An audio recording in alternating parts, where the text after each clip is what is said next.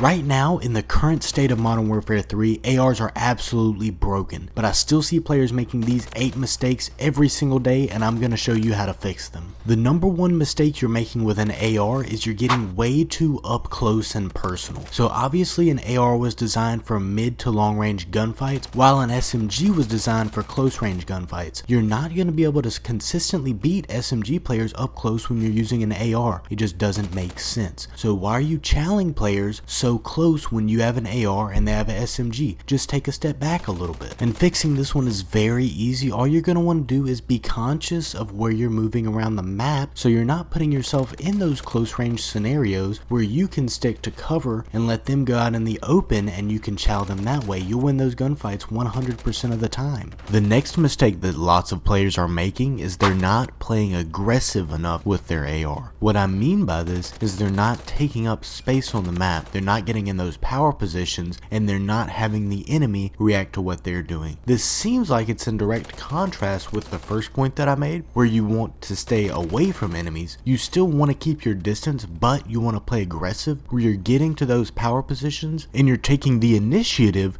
to take up space on the map. When you do that, you put the enemy in a situation where they have to react to your moves, and that's never where you want to be in Call of Duty. If you're reacting to your enemy, you are always going to lose. The most common mistake that I see players make all the time is you're getting caught with your pants down. You're getting caught while you're in tac sprint and the enemy's ready for you, and you're always going to lose that gunfight. Especially with an AR, when you're in tac sprint, it takes so long to get your weapon up that you're just going to lose those gunfights every time. You have to be conscious of where the enemies are going to be on the map. You have to be looking at your minimap, you have to be listening, you have to be paying attention to spawns in order to predict where the enemies are going to be. If you're in a spot where you know an enemy's going to chow you, you're not going to want to tac sprint with an AR. With an SMG, it's a little bit different because you can sprint out faster, but with an AR, you have got to be ready for those gunfights. Next up, we have ego challenging and not using cover. I see this way too often where your enemy is going to be in a power position, they're going to have cover, they're going to be ready for the gunfight, yet I'll see players slide cancel in the middle of the road or something and chow them. You're always going to lose that gunfight. I don't care how much of a potato your enemy is. If they're on a head glitch and you tac sprint out into the street, you're just going to lose that fight. There's no reason to ego chow things like that. If you just slow down, make use of what's around you, use the cover that's around you to chow your enemy, you're going to win that gunfight much more often than you're going to win when you're just ego chowing. I also see players do this all the time when they're weak, yet they're bunny hopping out of cover to chow somebody. It just doesn't make sense. You're going to lose those gunfights. The next huge mistake that I see players make when they're using an AR is that they're not concerned about map control. As an AR player, your number one objective is to get map control for your team. Every second you need to be thinking about, what am I doing to get map control for my team? As an AR, you can cover such a long range and you can get in those power positions where you can retain that map control. So every time you're making a move on the map, it needs to be to get your team map control to help your team get spawns or something along those lines. A lot of players will just run around mindlessly on the map, and that's much more difficult to do when you have an AR and you can't get in those close range engagements like you could in SMG. You need to be focused on map control, and that'll help you know where your enemies are coming from. And when you know exactly where your enemies are coming from because you know the spawns and you have map control,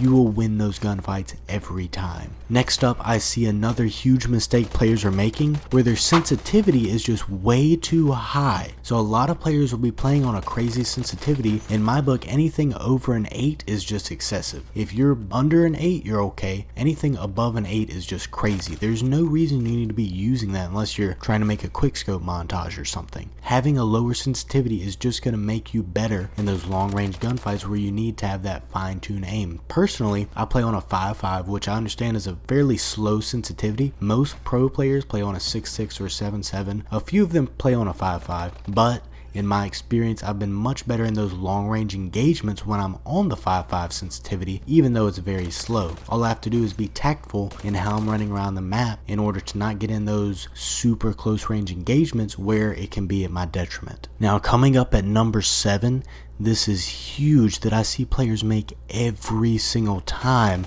I'm using an AR, and that is that they will continue to challenge a gunfight that they are obviously going to lose. This is like when you're on a head glitch, your enemy's on a head glitch, you can both duck out of the fight at any time, and you're getting hit, but you're not putting bullets into your enemy, and it's obvious that you're going to lose that fight. All you need to do is duck down, regen your health, and then if you want to, you can reach out or you can retreat. But so many players will just stick out that fight and wind up losing it, especially in search and destroy. This is huge because your life is so important. In modes like hardpoint and stuff like that, it's not as important, but you still have to be worried about your life, and you can't be throwing away your life when you can duck out of those situations. If you've been hit 3 times and you've only hit your enemy once, just get out of the gunfight. There's no point in sitting there dying just so that you can say you didn't back down. It doesn't make sense. You're just gonna lose. And last but not least, you're just simply missing your shots. Now this one is very difficult to overcome. It takes lots and lots of practice in order to get to the point where you're hitting your enemy more often than they're hitting you, and you have that accuracy to be able to challenge those gunfights and know that you're gonna win. In my experience, I've been playing Call of Duty since 2016 at a competitive level, and it's taken me a very long time to get to the point where I'm comfortable challenging virtually any enemy, given that we have equal amounts of cover and stuff like that. For a lot of you guys, it's just gonna take putting in the time. As you put in the time, you're gonna get better and better. The easiest way that I can say to get better with your aim in general is just to make sure you're on the right settings. Make sure you're using a proper sensitivity. Look up some pro players and stuff like that, copy their settings. I've went over my settings in the past. You're welcome to copy mine or your favorite pro player. And as a bonus, one thing that I hear from lots of players is that they did very well in Modern Warfare 2, but in Modern Warfare 3 they're just unable to hit the mark. They're just struggling in this game compared to last year. Well, the game is very different and it's tough to adapt to. That's why last week I made a video all about exactly how to adapt from Modern Warfare 2 to Modern Warfare 3. So if you're having a hard time in Modern Warfare 3 compared to last year's Call of Duty, just click right here to give that a watch.